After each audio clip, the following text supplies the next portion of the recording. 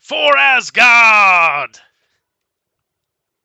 Well, WTC is in the books, and we have a new grand champion. That's right. Sweden Asgard takes down the field. A perfect 5-0, although never going 5-0 in an individual round, and none of their members went 5-0.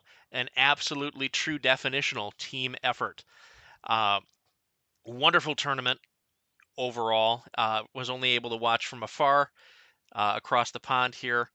But congratulations to our top three in the tournament, those being Sweden Asgard, German Zauberling, and then German Erkling taking third place. In fourth place, the mighty South Africans rose up, going 4-1 to round out the top four.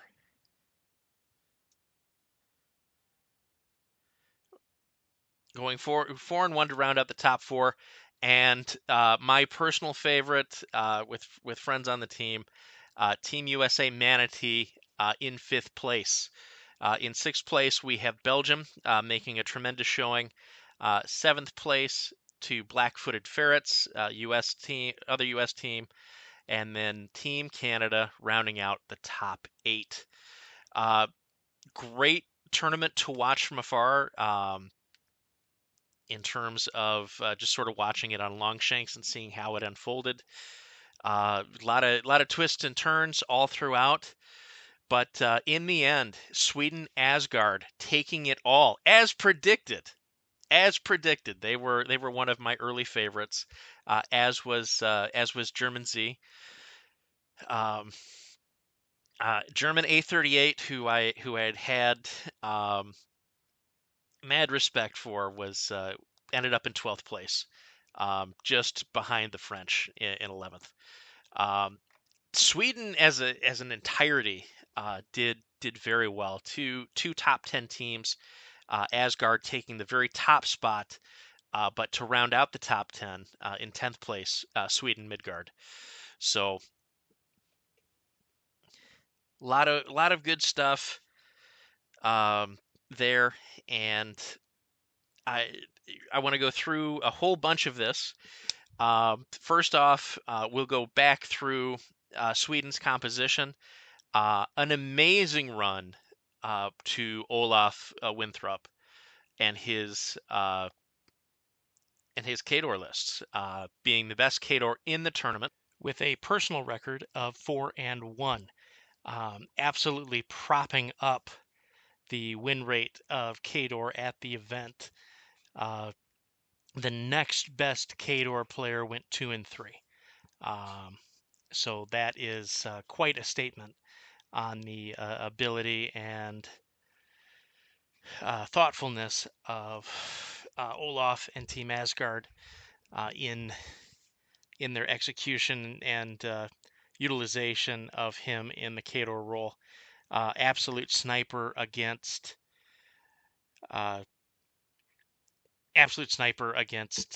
Signar, Storm Legion, particular. Also had a nice win into the good old Secret Dominion list, and then did have a loss on caster kill to Grimken in a game in which he was in pretty good position scenario-wise. So really strong Khador list out of Asgard. Really strong team overall. Some real gems, but I think it's a great testament to that team and that team's design that they had two players go 4-1 with their respective factions, and then the other three players were 3-2. So really good players, really solid players all across the board, but really a team effort to take the gold at WTC. So congratulations again to Team Asgard from Sweden. Fantastic job. Now we'll switch gears a little bit, go to the second place team, German Z, which is German Zauberling Zauberlehrling, which I am sure I'm butchering, but I believe it means Wizard's Apprentice. So, sweet name for a team.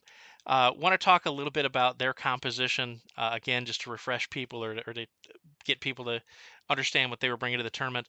They had a Ravens of War list. They had New Signar, so Wolf and Debris, Debaro, Athena. They had uh, Lilith 3 and Lilith in their Ravens of War. So not their traditional Ravens of War, but the Lilith 3 Ravens of War, which did some work this tournament. At least the pairing did on an individual level. Knox went 4-1 with his Legion, 18th overall in the personal standings. So fantastic job um, by German Zauber and Knox with that pairing. So I did want to mention it because it seems that bringing spice this particular WTC was the correct call. Again, as we sort of discussed in Asgard, or we'll go over a little bit more, they brought Legions of the Dawn. Legions of the Dawn fared fairly well for them within the tournament. But back to Germany Zauber, we had the interesting Ravens of War. We had Setcher on their new Khador. We had Secret Dominion. We had a very, very interesting set of lists for Orgoth that we've talked about previously. This is the one that had the three bloodthirsted Mace Claw jackals in the Hurusk list that I thought was an interesting wrinkle, and then a 5th Division list that fared exceedingly well as well, which was great to see. Again, in the individual standings for this 5th Division list by Scatherex is the online name. I'm sure that's probably not the real name. They were a personal 4-1 with 5th Division. So again, Zauberling bringing it. Their particular Signar list in Zauberling also went 5-0. So something to make note of as well. So a really, really well done job by German Z to take second, take the silver, and go undefeated up until they ran into the absolute buzzsaw that was Asgard. So congratulations to them. And then their countrymen, Germany Erkling, also went 4-1 and managed to eke out third based on the Americans falling to 3-2. So real good showing by Germany. And then again, just to remind everybody what German E or Erkling had, they were running Signar, they were running Storm of the North, they were running Shadows, they were running First Army Signar, and they were running Ravens of War with a more traditional Vale and Lilith 1 pairing.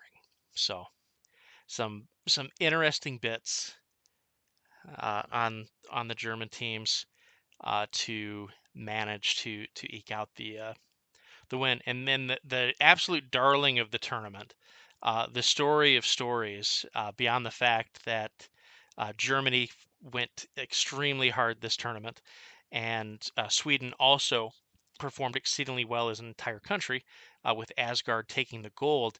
But newcomers to the tournament, newcomers to the WTC, South Africa, went 4-1 and claimed 4th place, a very well-deserved 4th place, nearly nearly grabbed uh, third, but if it weren't for the win total.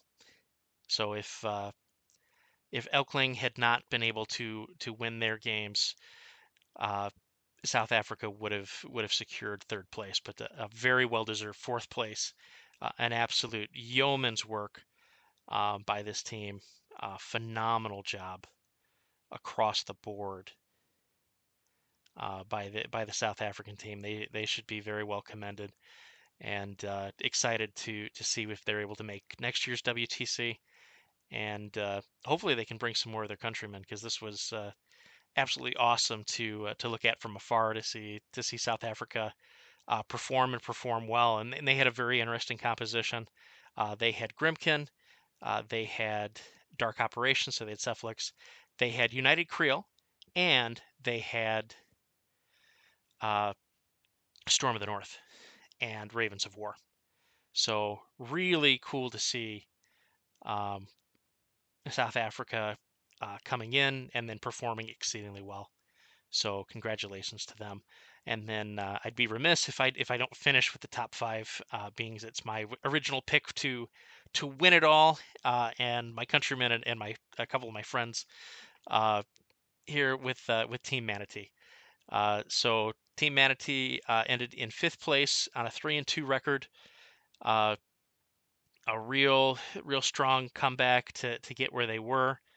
Um, an incredible strength of schedule uh, that that was just a gauntlet, and just proved to be a bit too much for the Americans across the way. So 3-2, but they do boast the uh, best Legion player and the best Orgoth player in the tournament. So not in terms of individual records, so not surprising based on acres and JVM being there, but really fantastic effort out of Manatee, and a big congratulations to them.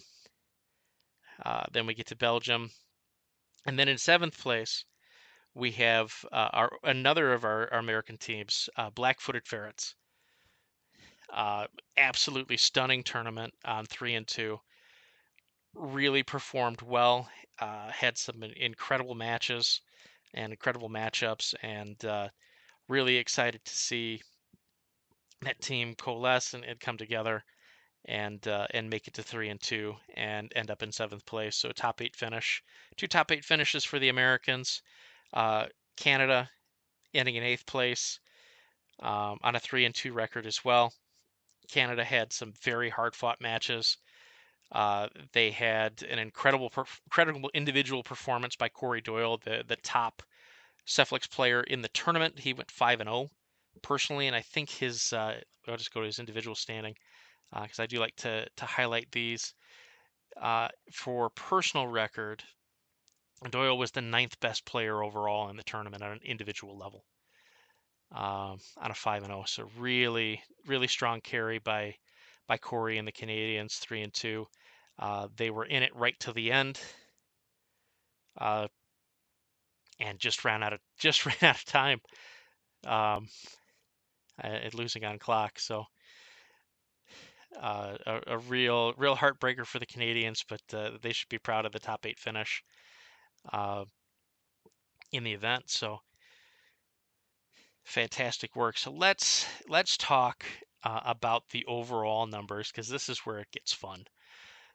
So if you are on Longshanks and you are a paying member, you get access to even more statistics than our base available. So I'd highly recommend spending a few bucks to get the advanced membership. Totally worth it in terms of the access to additional statistics that you get, and we'll go over that a bit here. So a couple of things I want to talk about is I want to talk about the top armies in terms of number of players, number of games played, and the then we're going to contrast that with actual play win rates and talk through it and dive into these win rates a little bit, at least from the very top percentages, which are not going to be the top played in some cases. So a little bit of a spoiler here, but let's go over it. So our most games played at the tournament were by Signar, with 11 players and 55 games played. Second most games played were Shadows of Retribution, 51 games, had 11 players. Orgoth had 45 games played, 9 players. Ravens of War had 44 players. Had 44 games, 9 players. And Dark Operations had 39 games played and 8 players. 35 games were played for Grimkin with 7 players, and 30 games were played for New Khador with 6 players playing them. Again, 30 games for Italian Charter with 6 players playing, and then 30 players playing Infernals with 6 players playing those games. So now let's jump over into win rates. So our top played, for those remembering at home, are Signar, Shadows of Retribution, Orgoth, Ravens of War, Dark Operations, Grimkin, Khador, Italian Charter, and Infernals.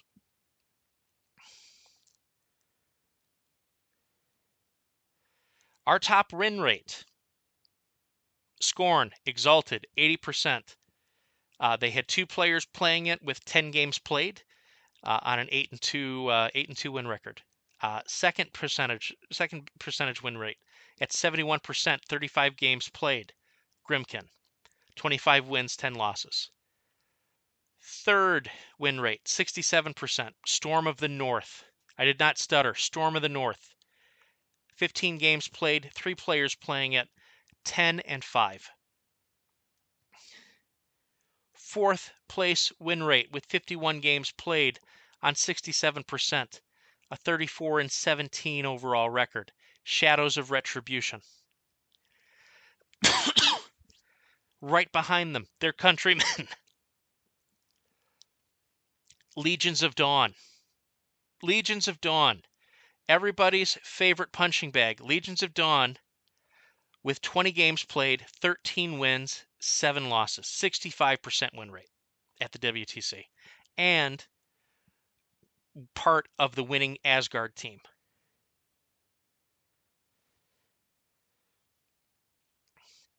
In 6th position, Dark Host. 20 games played, 4 players, 12 wins, 8 losses, 60% win rate. Absolute domination of mercenaries, and we'll get into those stats in a moment. 7th place for win rate, Ravens of War. 45 games played, 26-19, 58% win rate. On a 55% win rate, Crucible Guard. 20 games played, 4 players, 11-9. 9th, Infernals. 30 games played, 16-14, 53% win rate. Dark Operations. 40 games played, 21-19, 53% win rate. Remember, Corridoro went 5-0 with this faction in this tournament at 10th place. And then in 11th place, despite being the most played faction in the tournament, 55 games, 28 wins, 27 losses, 51% win rate for Storm Legion. So New Signar was basically a little bit better than a coin flip this tournament. It's basically picking heads. Just behind them, known powerhouse, Army of the Western Reaches from Scorn. 2 players, 5-5, 10 games played, 50%. Same thing for Rulic Guard, 2 players, 5-5, 50%. Also known powerhouse, Menoth, Final Interdiction. 3 players, 15 games played, 7-8, 47% win rate. Italian Charter, 30 games played, 14 and 16, 47% win rate. And finally, with 45 games played, 19 wins, 26 losses, and a 42% win rate, we have your favorite, my favorite, all the Tyrants on the field. Orgoth at 42% win rate with 45 games played. We'll get into what happened there in a minute. But let's talk about Exalted. So Exalted had two players playing them. Obviously, these two players are probably very good Scorn players previous edition wise. But I want to talk about what they accomplished in their games. So they were asked to take on a variety of matchups. They took on both flavors of Circle, Grimkin, New Khador, Rulik Guard, Talion Charter, Orgoth, and Army of the Western Reaches from Scorn, and they beat them all. Their two losses were to Storm Legion and Shadows of Retribution. So the versatility of these two exalted armies, they were able to take on a variety of questions that were posed to them, and they were able to answer all of them, except for arguably the two of the best meta lists, which were the Signar list, the Storm Legion list, and then Shadows of the Retribution, which very few people had answers for. So an absolute phenomenal job by two very good players. I do believe that Exalted should be nerfed into the ground. No, this is a joke. But it does show that Scorn does have some game, and may have some game into a wide reach of the field when constructed and played properly. So I think there's some hope there if you are a member of Best Empire to get your boys on the table and see what you can do. Grimkin. Let's talk about Grimkin. Grimkin with 71% win rate in 35 games. So not just a fluke. Again, WTC does tend to have a higher player quality in general. This WTC, very interesting. I know there's some anecdotes about people grabbing who they could from a meta to make a team work or to get a team together.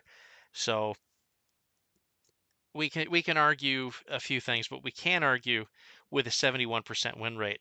Additionally, we can argue with 74% win rate when they are first player, 69% win rate when they're the second player, meaning it really doesn't matter if they go first or second. Grimkin is just good, and that is borne out here in a variety of dominance that they were able to exert. So they won one or more games against 1, 2, 3, 4, 5, 6, 7, 8, 9, 10, 11, 12,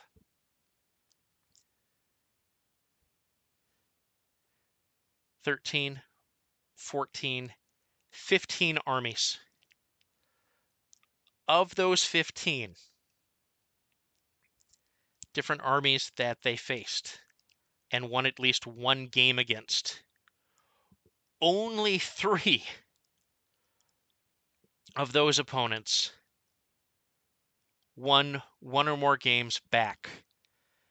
In other words, they had 12 different opponents that they won all of their games against, and 3 additional armies that they split with on a pure 50-50. They were 50% win rate into Cephalix and 50% win rate into Shadows of Retribution, boasting 4 games in each of those matchups. So 2-2 into Dark Ops and 2-2 into Shadows of Retribution, and they were 1-1 into themselves. So really strong. What's interesting is what sort of preyed on Grimkin, if you can call it that, and these are just individual losses where they did not have a win, but there was only one game played, and that was Crucible Guard, Black Fleet, and Rulik Guard, Orgoth, and Scorn Exalted.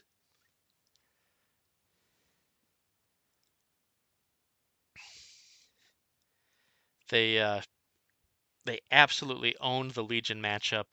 3 games, all wins. Absolutely owned the Signar matchup with Storm Legion. 5 games, all wins. Also, New Khador, 2 games, both of them wins, including against Olaf. So just phenomenal job, phenomenal dominance out of Grimkin. So some things to consider there. Storm of the North. Let's talk Storm of the North, the darling of the tournament in many ways. 3 players, again, 10 wins, 5 losses, 67% win rate. Let's go a little bit deeper. Trolls also, Storm of the North does not really care if you go first or second. It's got a 71% win rate when going first, 63% win rate when going second. 7 games going first, 8 games going second. Their most games played were into Orgoth, and they boasted a 50% win rate, 2-2. In terms of pickups, they had a win against Storm Legion. They had a win against Khador. They had a win against Ravens. They had a win against Rulik Guard. Win against Final Interdiction. 2 wins against First Army, and 1 win into Convergence.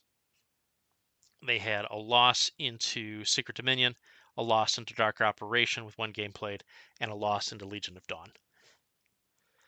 So real strong work here overall into a variety of armies. Most of the new armies that were prevalent, they were able to fare pretty well against overall, and then were able to take out First Army pretty effectively. So great job there on the troll side with the Storm of the North. Let's talk Shadows of Retribution. Second most played list in the tournament, 51 games, 34 wins, 17 losses, 67% win rate. Let's get into it. So what are these wins against? What are the losses at? Does this list care if it goes first or not? It does not. 67% win rate, 70% win rate when going first, 63% win rate when going second, 27 games where they got the die, 24 games where they went second. So let's get into the matches that made the win rate. So most played into Orgoth, 6 games. I can tell you straight from testing that this was a matchup that the American teams were actively trying to avoid because Orgoth does not play well into Shadows of Retribution, and this is borne out in the actual games and win rate played. So they were able to finagle that 6 times across all those 51 games played, and not a single win for Orgoth. Second most games played, or tied at 6 games played into Shadows, was Dark Operations. Dark Operations absolutely ate Shadows of Retribution's lunch. 17% win rate. for Shadows in this match. Dark Operations absolutely dominates it. Additionally, 5 games into Ravens. Ravens wins this match 60% of the time. So Storm Shadows of Retribution only wins this 40% of the time. And again, into Grimkin, 50% win rate. 4 games, 2-2.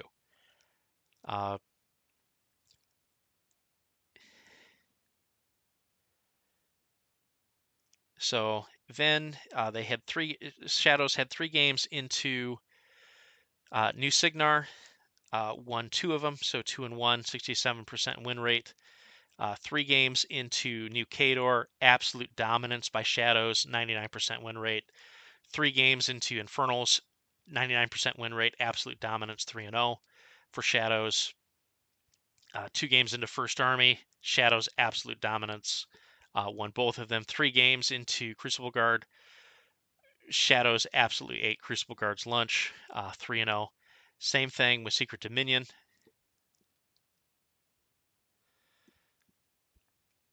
3-0. So just a lot of attempts at answers by the community, and really there were 2. There's 2 answers for Shadows, and those answers were Dark Operations, and they were Ravens of War. That was what you could play, and safely navigate this matchup most of the time. But this was an absolute monster, this tournament. Second most games played. First amongst wins in terms of wins by in terms of overall wins. So this was absolutely the list of this WTC. This was what you should have been on. This is what you should have been playing generally, and this was what the matchup math was about. Because if you had an answer to this, it was likely going to be a win for your team. If you did not have an answer for this, it was a win to the teams that brought Shadows. So it there was a lot of different flavors that we saw. All of those flavors performed very well. All of those flavors performed very well. Shadows was an absolute beast. Let's talk about its kid sister, Legions of Dawn. 20 games played, 13 wins, 7 losses. Legions of Dawn also is one of the first lists that we're going to see on here, or list pairings that wants to go second. 67 or 65% win rate, 20 games played, 12 games going first, only a 58% win rate. On the 8 games when it went second, 75% win rate. So take from that what you will. Small sample size, but take from that what you will. That there's that large of a disparity between almost 20 basis points between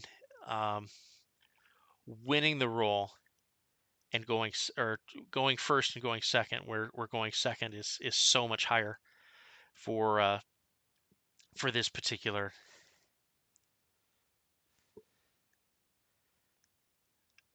list. It went into a variety of lists.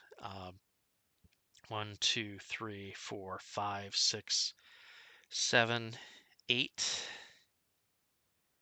9, 10, 11. It faced 11 different armies that it got at least 1 win against. 8 of those it won all of its matches against, and 3 of those it lost 1 match each against, for 50% win rates. It had no more than 2 games into any particular race. It went 2-0 into Orgoth. It was 2-0 into Talion Charter, 2-0 into Dark Host. Or sorry, 1-1 into Dark Host, 1-1 into New Signar, 1-1 into Infernals, what did it lose to? It lost to Shadows of Retribution, one game. It lost to Ravens of War, one game. Lost to Grimkin, one game, and lost to First Army, one game. Also had losses to Infernals, one loss to New Signar, and one loss to Dark Host. So interesting, bit of a tournament here for Legions of Dawn. It was fifth best in win rate. It did have only 4 players though, but those 4 players did very well for themselves on the aggregate. Dark Host. I know in pre-talk leading up to it, we were cautiously optimistic. We were cautious about the number of cricks that were going to be at the tournament. There was some thought that there was going to be none. I was not in that boat. I thought we were going to see some. We did. We ended up seeing 4 players, and those 4 players went 12-8, 60% win rate. So far more wins than players, which was great to see. We have a very nice positive win rate. 6th place, good enough for 6th place from an army standpoint. So let's dig into what Dark Host did well. Dark Host absolutely crushed all flavors of mercenaries. It had 6 games across the 4 flavors of mercenaries that were present at the tournament. And it won every single one of those games. It also won its one game into Infernals. It's won its one game into Orgoth. It won into Temple Guard. It won one game into Crucible Guard and lost one game. Went 1-1 into Legions of Dawn. Went 1-1 into tournament darling Shadows of Retribution. What did it lose to Purely? Purely lost to Circle one game. Purely lost to Storm Knights one game. Lost to New Signar one game. Lost to Grimkin one game. And lost to Ravens of War one game. So, yeah, Crix did well, exceedingly well into the mercenary armies. They kind of play into what Crix wants to do. So makes a ton of sense that would be a loss there across the board. But it did do fairly well into gave you at least a 50% shot at Shadows of Retribution. So it was a bit of an answer for teams, at least to where you could get that match to a coin flip, and that's better than most people could do. So really interesting bits there. So let's jump back over to our 7th place, Ravens of War. 45 games played, 26 wins. 26 wins is good enough for 3rd on overall wins in this tournament. So Ravens of War was the 3rd most winning list. Not by percentage, but in terms of total wins, because it has more players playing it, obviously. With 9 players playing it, 45 games played, 26 wins, 19 losses, 58% win rate. Let's get into it. Legion, 58% win rate, 67% win rate when it goes first, 53% win rate when it goes second. So about a 10% difference between going first and second. Legion definitely likes being on the button and playing in. So what does Legion do well? Well, Legion did exceedingly well into a variety of lists and matchups. First off, they dominated Circle. They got to play 3 games against the 2 flavors of Circle total. They won all of them. 1 into Dark Host, 2 games into Dusk, won both games. 2 games into Armored Core, won both games. 2 games into Italian Charter, won both games. 1 game into Legion of Dawn, won that game. 1 game into United Krills. A 75% win rate into Dark Operations, so 3-1 into Cephalix. A 67% win rate into Roulette Guard, 3 games played, went 2-1. A 60% win rate into Tournament Darling, Shadows of Retribution. If you could get this matchup, it was very dominant in terms of Ravens of War, and one of the better win rates across the board in the tournament into Shadows. It went 50-50 into the 2 games that it had an Infernals 2-2, or sorry, 1-1 into New Khador.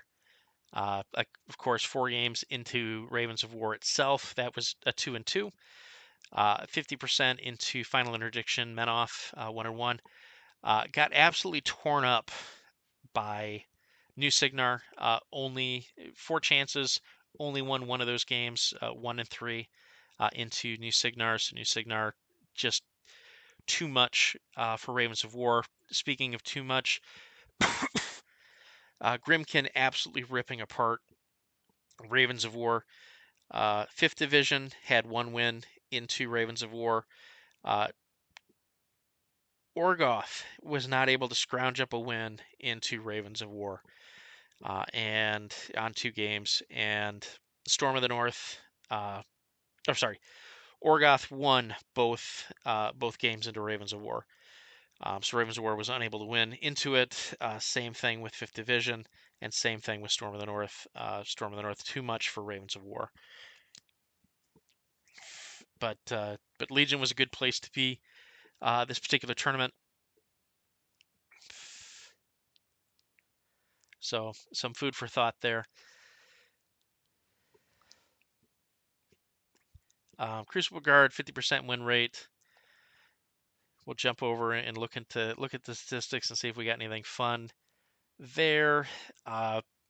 It had about the same win rate, 55 and 56, whether you went first or second on roughly identical games played.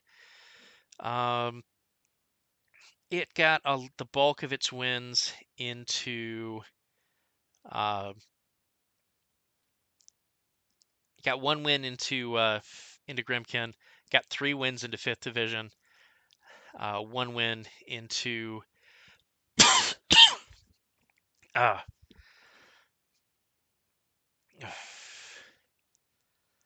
into Convergence, 1 win into Final Interdiction, 50% win rate into New Khador, 50% win rate into Italian Charter, 50% win rate into Dark Host. Signar ate its lunch a little bit. It only won 1 game out of the 3 into Signar, so 1-2 into Storm Legion. Lost all of its games into Infernals, which was 1, and then lost its three bats that it had into Shadows of Retribution. So definitely not what you want to be taking into Shadows of Retribution, at least this tournament weekend. Did exceedingly well, however, in bunkers. So if it could get on bunkers, it had a 75% win rate in the tournament. So had 4 attempts at it, won 3 of those games. So a little something to think about there. We'll talk a little bit about Infernals. Infernals were 30 games played, 16 and 14.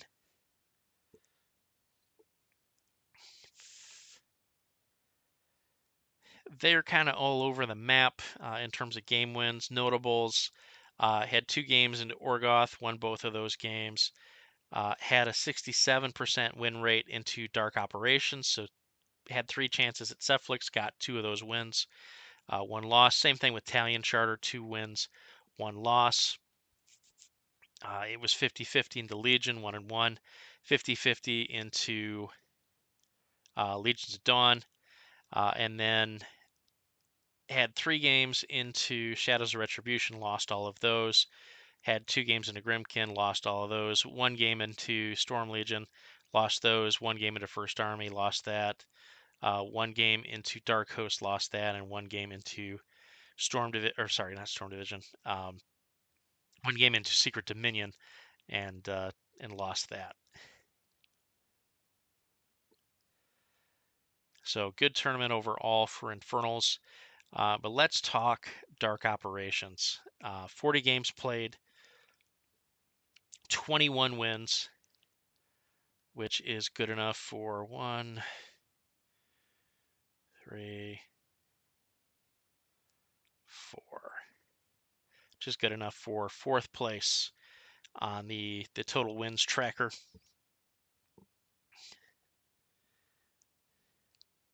Two games played, 40 games played, 21 wins, 53% win rate.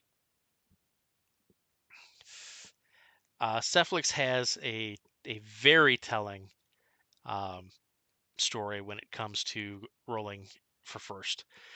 If it goes first, it wins 67% of the time. 21 games tell us that. 37% of the time win rate if it goes second. We've got 19 games to back that up out of the 40. So if you're going second with Cephalix, you are in trouble. You are behind the 8 ball to start in a significant manner. If you're going first, you have a much clearer road to victory. So that is very interesting.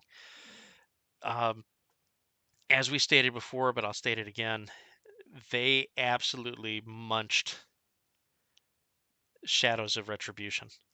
6 games played, 83% win rate. So I believe that's 5 out of 6 games. They totally crushed Shadows of Retribution. This was the list that you needed to take on Shadows in a meaningful way. It also beat up Old Signar, or First Army. It had 1 game into that. Had two wins into Storm Legion. Had a win into Dusk. Went into Armor Core. Went into New Kaedor. 1 win into Storm of the North. Was 50-50 into Convergence. 50-50 into Grimkin with 4 games played. 50-50 into itself with 4 games played. 50-50 into Talion Charter with 2 games played. So 1-1. 50-50 into Orgoth with 2 games played. 1-1. Only had 1 win into Infernals out of 3 attempts, so 1-3. Only 1 win into Ravens of War, 1-3. And then lost out completely to Dark Host. 2 games, Dark Host owned it. 1 game loss into Secret Dominion, 1 game lost into 5th Division. 1 game lost into Legion of Dawn, and 1 game lost into hero of the tournament, Army of the Western Reaches. Where you wanted to be dark operations. You wanted to be on bunkers. You wanted to be on invasion. Invasion, you absolutely dominated. You had 8 games played on invasion, 75% win rate. You had a 50% win rate on split decision and a 50% win rate on bunkers. You absolutely sucked on King of the Hill, 30% win rate there. And then spread the net, also only a 38% win rate. So not playing into the strengths of the Dark Operations list.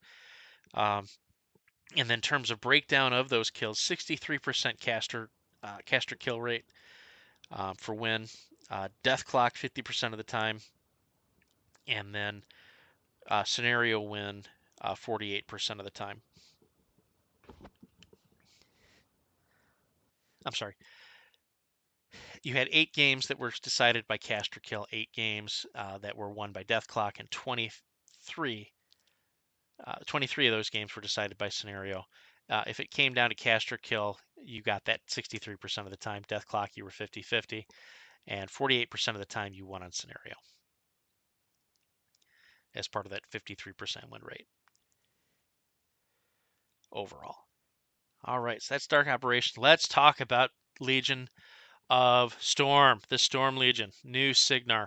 55 games played, most games played at the tournament, most taken army, most played army because of one unfortunate replacement that one of the Swedish teams had to trade out their Shadows of Retribution player. Unfortunately, had a positive COVID test prior to arriving at the event, so he was unable to travel. And then they were able to get a replacement player in who ended up playing Magnus. So that's one of the reasons the numbers are a little different on Shadows than were originally registered, which is why we see 51 games play or 50 games played or 51 games played for Shadows of Retribution and 55 games played for Storm Legion, despite both having stated 11 players. So there were 28 wins, 27 losses for a 51% win rate. Let's get into the numbers here behind the scenes on Storm Legion. So Storm Legion had a 51% win rate, 55 games. 25 of those games it went first. It had a 48% win rate. And 30 of those games it went second and had a 53% win rate. So probably not enough to be statistically significant, but it's something to look at when we're talking about how, why, and where these wins came about. So Signar played into nearly everything and played into a lot of things well. Let's talk about what it did the best. What it did the best was take out Ravens of War. 75% win rate on 4 games played. Also had that same win rate and games played rate into Talion Charter. So 3 wins, 1 loss, 3 wins, 1 loss for Storm Legion into Ravens of War and Talion Charter. Single games into Storm Division. I'm sorry, into Storm Knights, First Army, Dusk, Infernals, Armored Core, Exalted, Dark Host, Black Legion, and Secret Dominion. All of those wins, but only 1 game. Where it gets interesting is in the midpoints. So it had 3 games into Crucible Guard. It won 2 out of those 3, 67% win rate. It had 4 games into COC, 50% win rate. It went 2 and 2. 2 games into itself, went 1 and 1. 50% win rate into Orgoth. 6 games played, 50% win rate, so 3 and 3. Went 1 and 1 into Legion of Dawn. 5 games played into Khador. Won 2 of them, 40% win rate. So 2 out of 3 into New Khador. So New Khador's got a bit of an edge into Storm Legion, at least for this tournament. I know a lot of those wins came at the hand of Olaf, who is also the true Saiyan of Khador. So and the Team Asgard. So some high quality opponents, high quality Signar players went down to Olaf this tournament. 33% win rate into Devourer's Host. So 1 and 2, or sorry, 1 and 2 into Devourer's Host.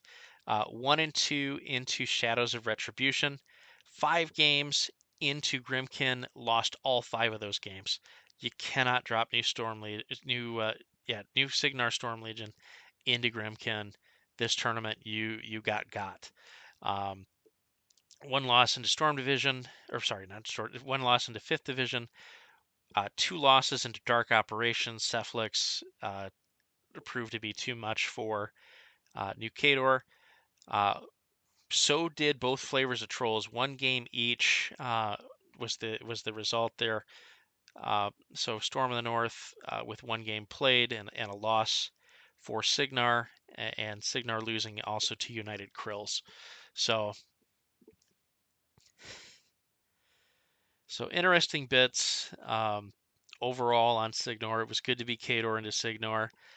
You were coin flip and Orgoth, which has definitely been my experience playing into that faction because you get Wolf. It's Wolf versus Harusk, and that's basically a coin flip, and that proved out to be what you saw across the 6 games that were played. Grimkin absolutely ate Storm Legion's lunch. Storm Legion avoided, for the most part, Shadows, and when it didn't, it was only able to win one game. Devourer's Host was very good into Signar. So 33% win rate for Signar into Devourer's Host on 3 games played. So Devourer's Host was definitely a potential answer into Signar, and this number would definitely be higher. I think the win rate would be about the same, but the number of games lost would be higher if we had more Devourer's Host players. Because it was definitely a bit of an answer for Signar.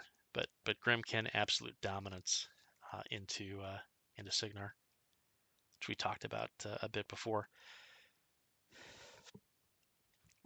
So I want to talk next. We're going to jump a few places down to the 16th best faction or army in terms of winning percentage, but the 1, 2, 3, 4.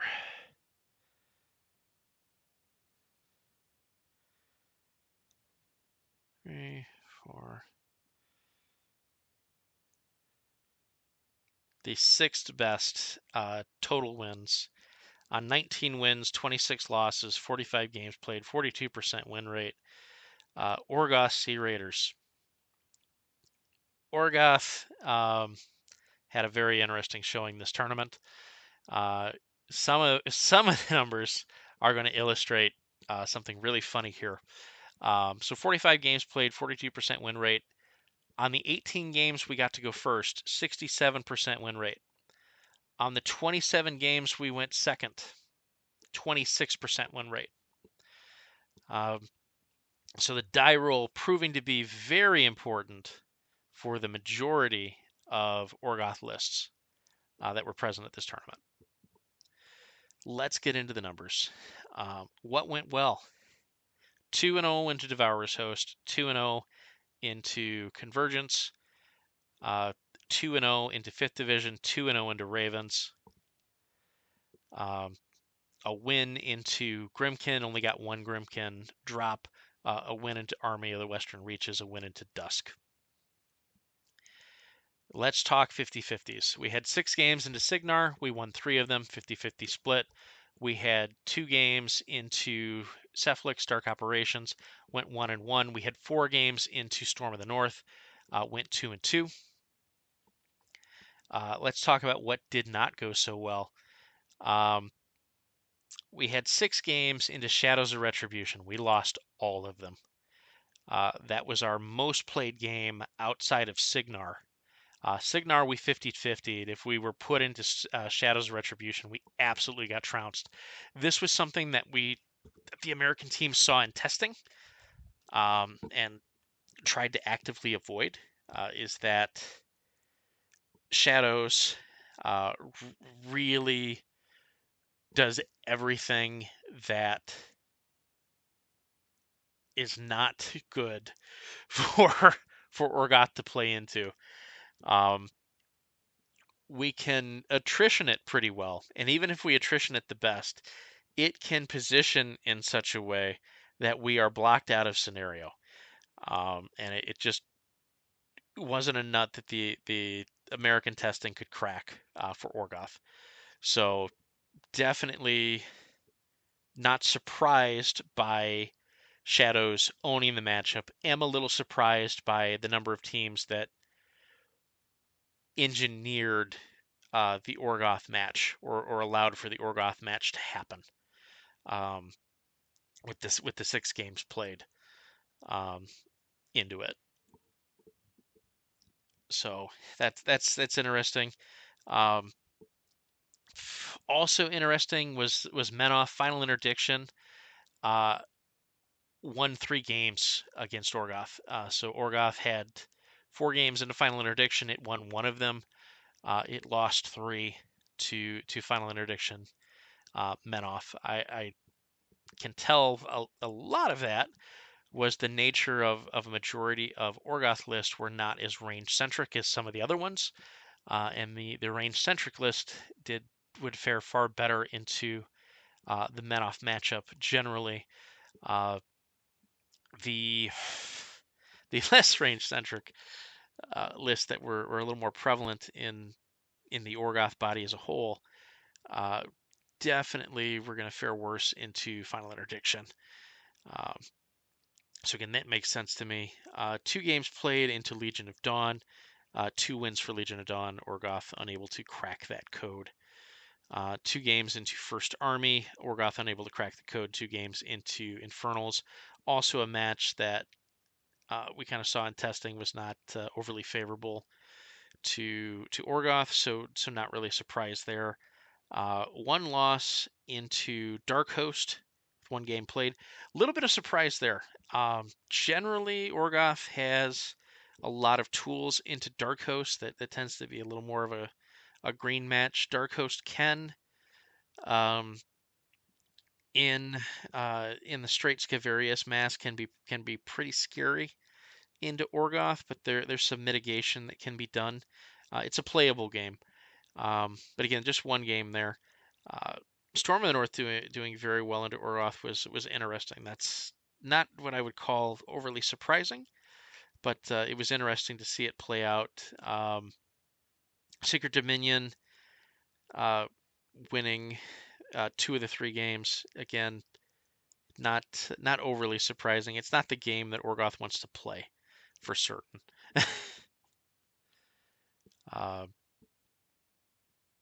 But what it seems that Orgoth did quite a bit this tournament was playing to Signar and flip coins, and came out right about 50%. So interesting bits there. I think some of the list construction, as I'd commented before, definitely bore out. The best Orgoth player was American Manatee. It was Acres, 4-1. Followed closely by German Z's Gorik at 3-2, and fellow American on Team Black-Footed Ferrets, who also went 3-2, which I believe is Chris.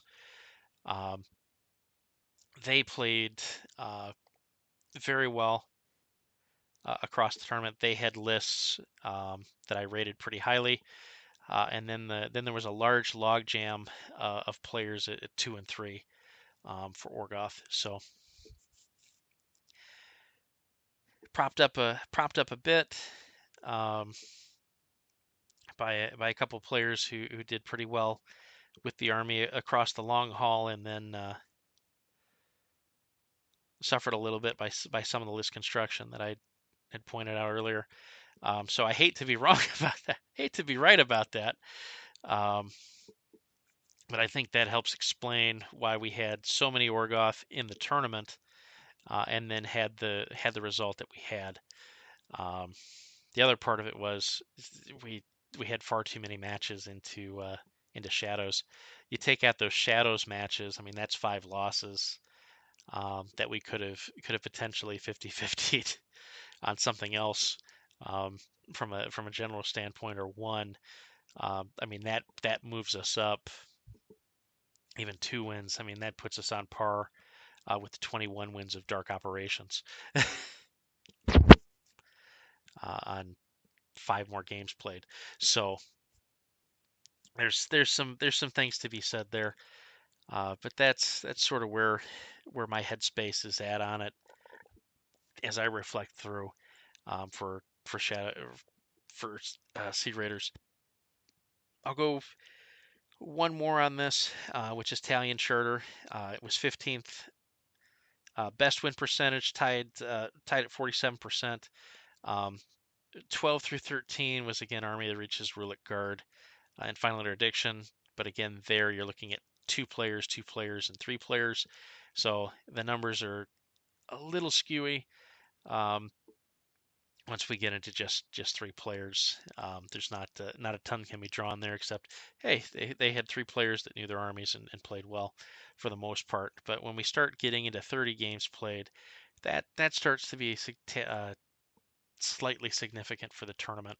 And it was a medalist that a lot of people went to, was Talion Charter in some form, and it went 14-16 across the seas for a 47% win rate. Let's get into it and dive into it a bit.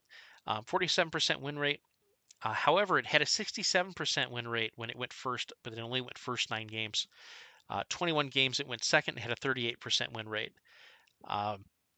So I think if you average this out, if it had 15-15, you see a significantly higher win rate for Talion Charter. It just didn't go first enough on the day.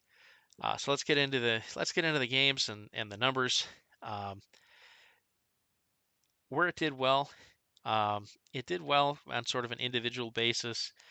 It picked up a single win against Secret Dominion, against Convergence, against First Army, 5th Division, a win against Orgoth, a win against Temple Guardians, a single win into Shadows of Retribution, but it only got one crack at it, a single win into Army of the Western Reaches. It went 50-50 into Crucible Guard, into New Khador, into Dark Operations for Cephalix. It went 50-50 against itself, obviously. Where it started to go wrong, 3 games into Infernals, it went 1-2 into Infernals. So you can't really drop this into Infernals if you want to. Only a 33% win rate there. Even worse, on 4 games played, had 1 win into New Signar. So 1-3 into New Signar, not the place you want to be.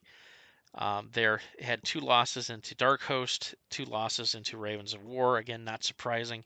2 losses into Legion of Dawn, and then a single loss into Exalted.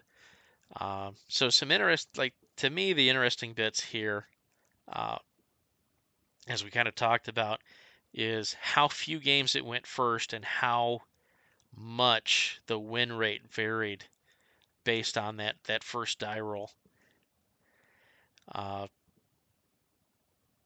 Also interesting is the number of times that this went into New Signar, 4 times, only had 1 win, and the fact that it did have it did have a singular win into Shadows, and Shadows looks like actively worked not to get this matchup. So it's interesting that it was able to, or most of the teams that had a Shadows player were able to avoid the Talion Charter player, uh, which is interesting to me. They had 9 games decided by caster kill, 9 games by death clock, and 14 games by scenario. Went 50-50 in death clock games, 50-50 on the scenario game, and only had a 44% win rate on games that were decided by caster kill. Where you wanted to be from a scenario standpoint, you wanted to be on Invasion. Had 3 games played on Invasion, 67% win rate. Was 50-50 on Bunkers, 40% on Split Decision, 25% win rate on King of the Hill, and had a 33% win rate on Spread the Net. Again, not surprising there. 27 games played total, 48% win rate when adjusted. So very, very interesting numbers here, and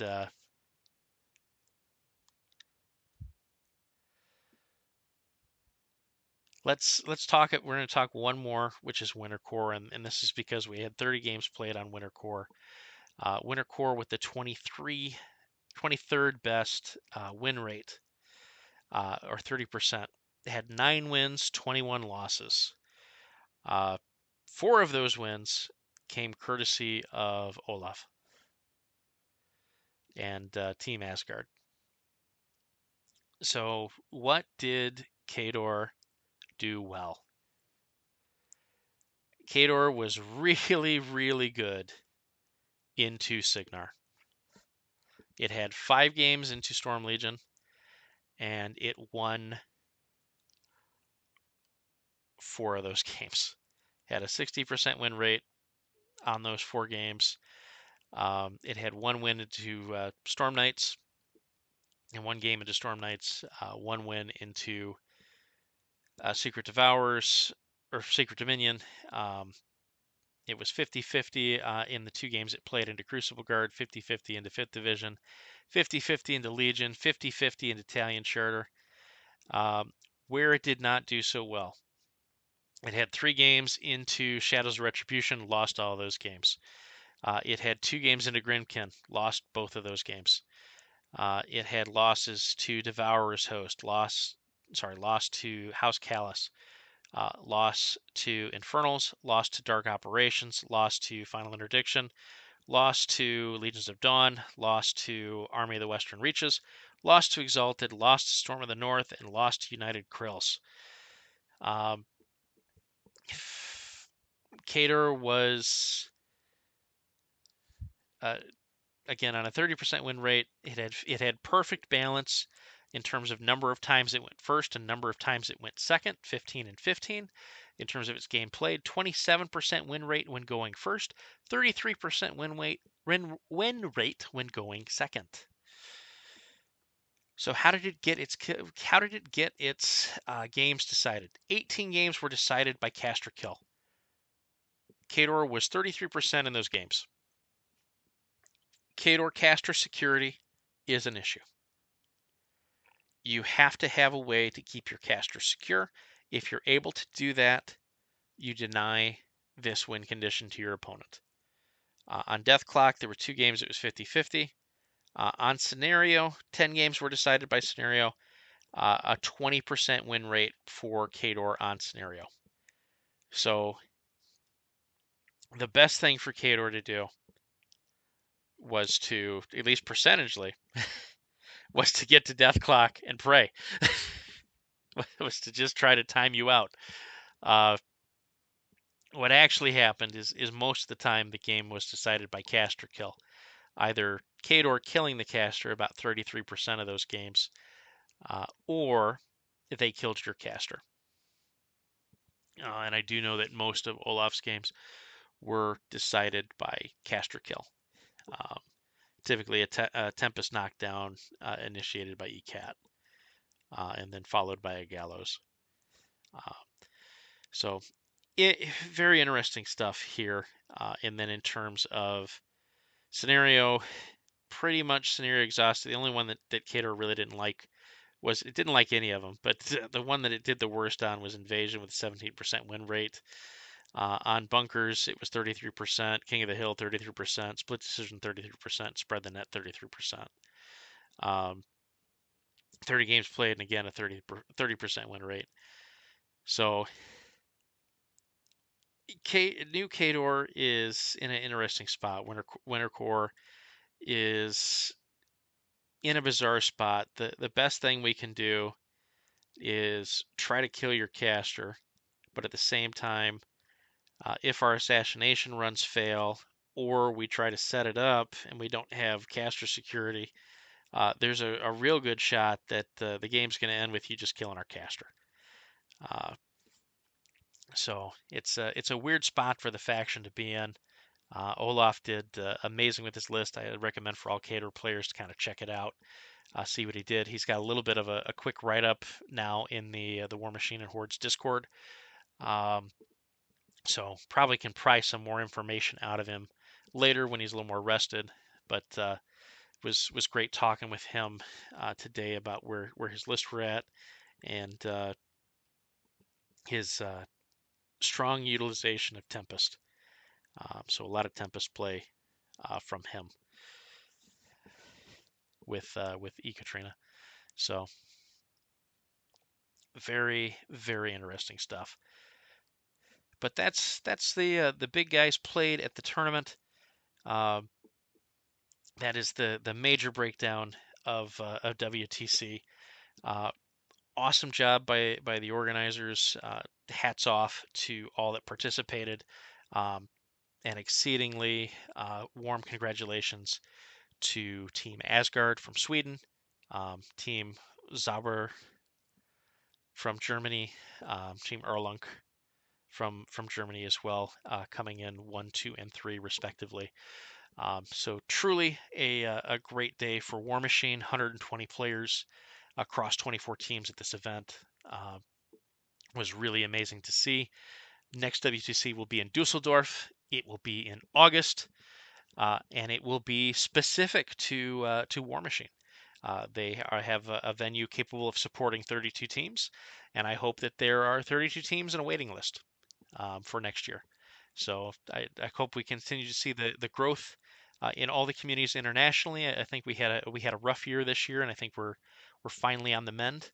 Um, and hopefully that we just build on strength over strength, and we see this great game continue to grow and to revitalize in areas that were dormant. But again, thank you all for listening. I am Tyrants on the field, and I'll be back with more stuff.